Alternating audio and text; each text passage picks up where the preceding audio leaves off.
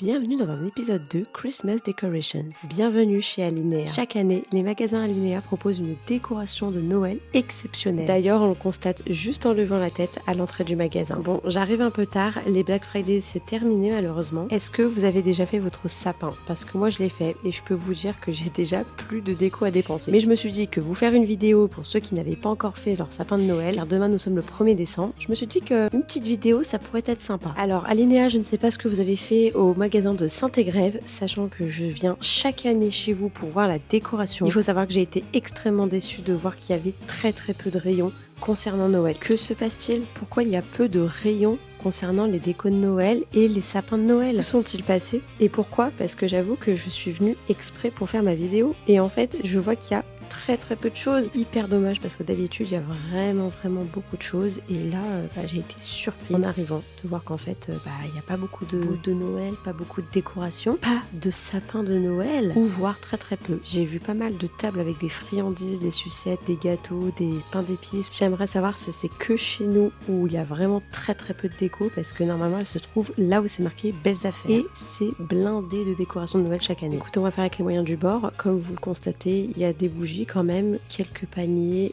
quelques décorations, quelques boules de Noël, 2-3 sapins qui se courent après. J'aimerais que vous me disiez en commentaire si vos magasins Alinea sont dans le même état que celui de Saint-Égrève ou bien vous avez vraiment plus de décoration que moi. Cette année, ils ont privilégié du coup la couleur un peu vert dans les tons un peu naturels, etc.